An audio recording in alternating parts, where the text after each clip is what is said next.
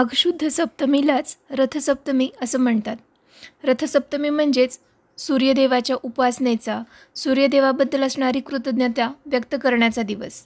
असं म्हणतात की देवी अदिती आणि कश्यप यांचा पुत्र म्हणजे सूर्य, त्यांचा आज जन्मदिवस. आपण आज बघतोय सूर्यदेवाची पूजा उपासना कशी करायची, नैवेद्य काय दाखवायचा, त्यासोबतच या दिवसाचं महत्त्व काय आहे. पूजेसाठी इथे मी 4 सुघड घेतलेत. यापैकी एक सुघड आपण दूध उतू घालण्यासाठी वापरणार आहे आणि बाकीचे 3 सुघड मी रंगवून घेतलेत. तुम्ही 3 ऐवजी 6 किंवा 12 पण घेऊ शकता, 12 राशी पण घालू शकता. येथे मी 3च घेतल्यात. एका राशीसाठी मी घेतलेत गहू, एका सुगडामध्ये गहू भरायचे. सुगड आधी व्यवस्थित रंगवून घ्यायचे हळदी कुंकवाने. एका ह्याच्यामध्ये मी मिक्स डाळी घेतल्यात, तूर, मूग, उडीद, हरभरा अशा सगळ्या मिक्स डाळी करून घेतल्या. एक सुगड मी त्याच्याने भरले आणि एका सुगडामध्ये आपण घेतोय तीळ आणि थोड्याशा तिळामध्येच आपण घेणार आहे रेवडी. ज्या आपण घेतो त्या रेवडी, याऐवजी तुम्ही तिळगुळ घेऊ शकता. तिळगुळाचा लाडू त्यामध्ये ठेवू शकता किंवा हलवा पण घालू शकता. हे सुगड भरून घेतल्यानंतर एक जी पणती असते त्यामध्ये आपण घेणार आहे थोडेसे तीळ आणि गूळ. तिळगुळाला या दिवशी खूप महत्त्व असतं. जे संक्रांतीपासून तिळगुळाचं आपलं चालू होतं हळदी कुंकवाचं, ते असं म्हणतात की रथसप्तमीला हळदी कुंकवाचे दिवस संपतात. इथं आपण करणार आहे जी खास या दिवशी केली जाते ते परमानन्नम म्हणजेच तांदळाची जी वेगळ्या प्रकारे केली जाते ती खीर. त्यासाठी मी इथं पाव कप गूळ घेतला. गुळामध्ये थोडंसं गूळ बुडेल इतपत पाणी घालून ते पूर्ण पाणी चांगलं मिक्स होऊन गूळ पूर्ण वितळेपर्यंत त्याला चांगलं गरम करून घ्यायचं आहे. गूळ पूर्ण वितळला आहे. आपण आता खीर बनवायला चालू करूया. हे वितळून घेतलेलं गुळाचं पाणी थंड करून गाळून घ्यायचं. इथं मी कढईमध्ये घेतलं आहे अर्धा चमचा तूप, त्यामध्ये 1 चमचाभर मुगाची डाळ घालायची आहे. डाळ चांगली परतून घ्यायची. डाळ परतली की त्यामध्ये आपण घालतो आहे अर्धा लिटर दूध. तुम्ही या प्रमाणामध्ये जितक्या क्वांटिटीने करायचे तितकी करू शकता. अर्धा लिटर दूध घालून त्यामध्ये आपण घालणार आहे भिजवून घेतलेले तांदूळ. 2 ते 3 चमचे तांदूळ भिजवून घ्यायचे. जो चांगला सुवासिक आणि बारीक तांदूळ असेल असा घ्यायचा. तांदूळ एक अर्धा तास भिजवत ठेवायचे आणि ते तांदूळ या दुधामध्ये घालायचे. आता चांगलं बारीक गॅसवर हे पूर्ण डाळ आणि तांदूळ दुधामध्ये अगदी व्यवस्थित शिजेपर्यंत अगदी बारीक गॅसवर सतत ढवळून घेत डाळ तांदूळ शिजवून घ्यायचे. तुम्ही बघू शकता डाळ तांदूळ शिजलेत. दक्षिण भारतामध्ये कंपल्सरी हा पदार्थ केला जातो रथसप्तमीला आणि रथसप्तमी खूप मोठ्या प्रमाणात तेथे साजरी होते. आपण जे गूळ वितळवून घेतला होता ते गूळ आपण पूर्ण तांदूळ वगैरे शिजून झाल्यानंतर अगदी शेवटी यामध्ये घातला आहे. गूळ घालून झाला की गॅस अगदी बारीक ठेवून पटकन खीर हलवून घ्यायची. आवडीनुसार ड्रायफ्रूट्स आणि त्यामध्येच वेलची पावडर घालायची आणि गॅस लगेच बंद करायचा. गूळ घातल्यानंतर डाळ तांदूळ जास्त वेळ शिजवायचे नाही, नाहीतर दूध खराब होण्याची शक्यता असते. खीर मग खराब होते लगेचच. आपली अतिशय सुंदर खीर जी सगळ्यात महत्त्वाची आहे या सणाला ती तयार आहे. आपण आता बघूया पूजाविधी कशी करायची ते. पूजेसाठी मी इथे पाटावर देवाचं वस्त्र टाकून घेतलं आहे, आपण देव ठेवण्यासाठी जे घेतो. सोबतच मी इथं तुळशीची कुंडी घेतली आहे, कारण या दिवशी तुळशी पूजन पण केले जाते. रथसप्तमी दिवशी सकाळी लवकर उठून ही पूजा करायची सूर्योदयाच्या आधी, म्हणजे सूर्योदय होत असतानाच सूर्याला अर्घ्य द्यायचं आणि त्यानंतर सूर्याची पूजा करायची.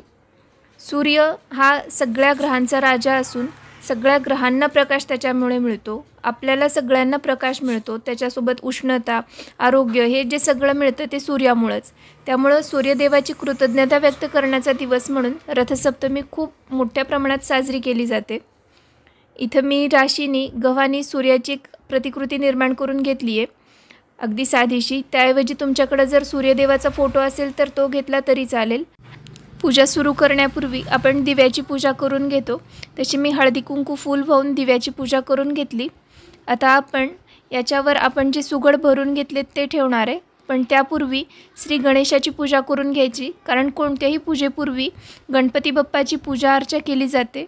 श्री गणेशाला तामणामध्ये घ्यायचं आणि त्याला शुद्ध पाण्याने स्नान घालून व्यवस्थित पुसून घ्यायचं आहे. त्यानंतर गंध अक्षता लावून घ्यायच्या. मी इथं व्यवस्थित पुसून घेतलं देवाला. गणपती बाप्पाला लावताना कुंकू कधीही देवाच्या कपाळाला लावायचं नाही, गंध लावायचं. आपण जिथे गणपती बाप्पाची स्थापना करणार आहे त्या राशीवर हळदी कुंकू अक्षता वाहून घ्यायच्या, त्याच्यावर श्री गणेशाची स्थापना करायची.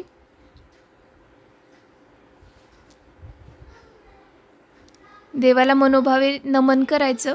देवाला परत एकदा हळदी कुंकू व्हायचं आहे, ते पण देवाच्या पायापाशी व्हायचं. हळदी कुंकू वाहताना पण अक्षता वाहून घ्यायच्या.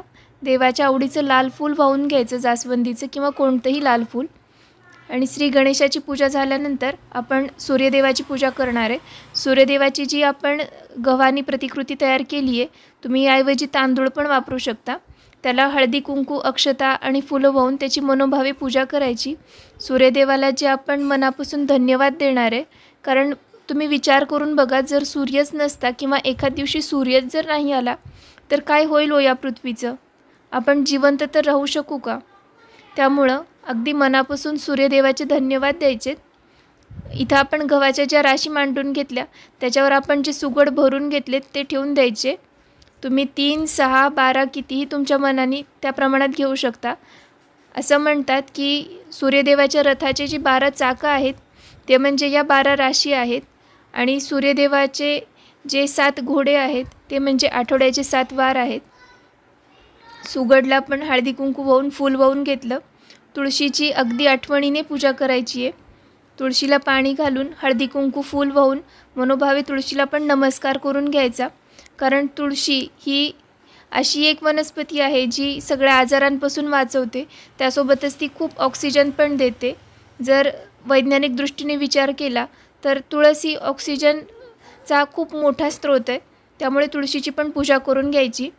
ही सगळी पूजा झाल्यानंतर देवाला, गणपती बाप्पाला गुळ खोबऱ्याचा आणि आपण केलेल्या खिरीचा सूर्यदेवाला नैवेद्य दाखवून मग आपण रथाची रांगोळी काढून घेतो. इथं सूर्याच्या रथाला अतिशय महत्त्व आहे. असं म्हणतात की पुराणामध्ये गोष्ट आहे की जेव्हा सूर्यदेव सतत फिरून फिरून थकले, सतत सर्वांना प्रकाश देऊन सतत ब्रह्मांडामध्ये प्रवास करून थकले, तेव्हा त्यांनी श्री विष्णूंची आराधना केली आणि तेव्हा त्यांना श्री विष्णूंनी हा रथ दिला होता.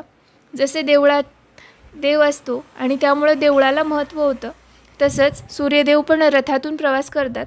त्यामुळे रथाला अतिशय महत्त्व आहे आणि म्हणूनच याला रथसप्तमी असं पण म्हणतात. सूर्यदेवाचा रथ इथे रांगोळीने काढून घेतला मी. तुम्हाला हवा तसा वेगवेगळ्या आकाराचा तुम्ही काढू शकता.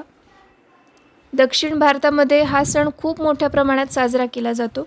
तसंच कोणार्कचं जे सूर्य मंदिर आहे तिथे या दिवशी रथयात्रा निघते आणि मोठा उत्सव पण असतो. सुंदर अशी रांगोळी काढून घ्यायची. हवे तसे तुम्ही त्याला रंग भरू शकता किंवा फक्त हळदी कुंकवाचे पण रंग भरू शकता. पण ही रांगोळी अगदी आठवणीने काढायचीच आहे. आणि शेवटी आपण दूध उतू घालतोय. खरं तर हे गोऱ्या वगैरे अंगणात ठेवून त्याने घालतात, पण इथे आपण आता तसं करू शकत नाही.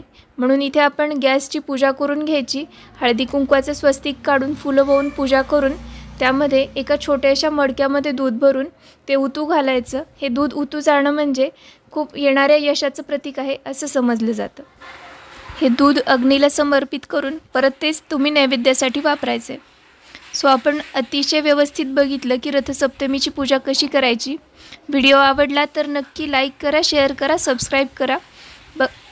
अशाच छान छान व्हिडिओसाठी बघायला विसरू नका food and mood with Priya. भेटूया पुढच्या व्हिडिओसोबत. थँक्यू. रथसप्तमीच्या शुभेच्छा.